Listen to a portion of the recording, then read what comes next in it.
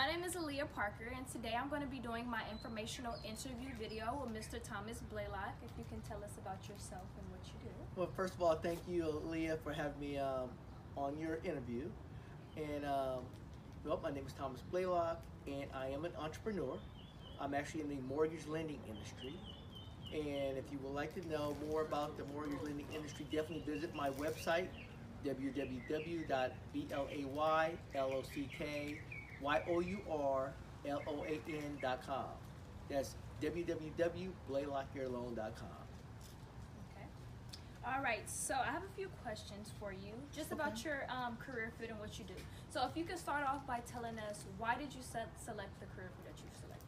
Well, number one, I actually wanted to be a self-employed person. So I looked around, and based on my education, I decided to actually go into the lending industry.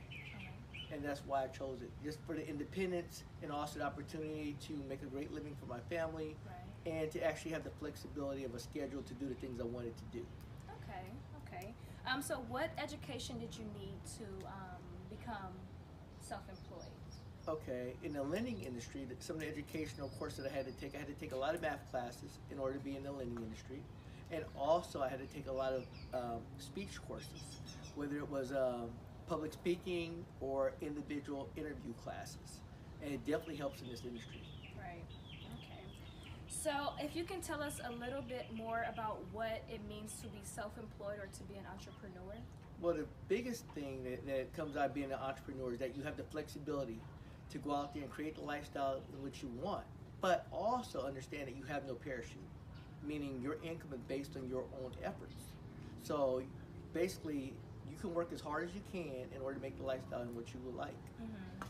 Okay. So what are some ups and downs about being an entrepreneur? It goes back to that same thing. Some of the ups and downs as far as being an entrepreneur is that, number one, you have no steady paycheck. So as you work and develop your business, that's how you're going to be rewarded. So you can't afford to take days off because guess what? You don't have a regular paycheck. Number two, you have to be disciplined because you don't have anybody telling you what to do, how to do it, and when to do it. So you have to be very self-disciplined, and you have to be able to manage your time wisely. And I think that's one of the biggest keys is time management. Definitely time management. All right, so if you can tell us a few things about what you learned about yourself being in the workforce that you're in.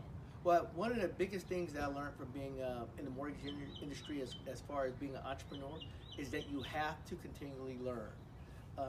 One thing I do a lot, I read a lot. I have tons and tons of books on self-development. One of my favorite authors is a gentleman by the name of Mr. Maxwell. He has this one particular book. It's a very hard book to read, but it's not a hard book.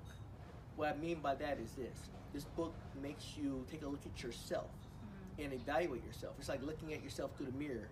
You know, you put the perception out there, but by reading this book, it makes you understand your strengths and your weaknesses. And being an entrepreneur, you definitely have to be able to work on your weaknesses and make yourself a better person. So I would definitely say self-development books, practice your craft, meaning whatever you're going to be an entrepreneur in, whether it's real estate, whether it's lending, whether it's movies, whatever the industry is, make sure you take the time to master your craft. Okay. Alrighty. So are there some tips that you can share with me and my peers just so that we can be more successful in building our business within like the next 10 years or so? First step I would say is read. Read as much as you can as far as the field in which you would like to go into.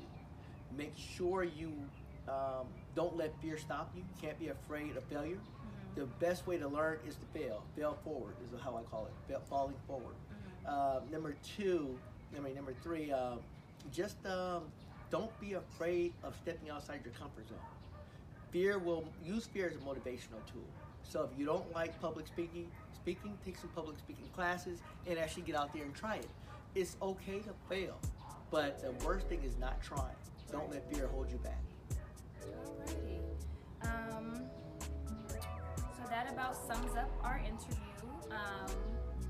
Thank you, Mr. Blaylock, for your time and your great and awesome tips. All right, thank you, Aliyah Parker, for having me on your interview.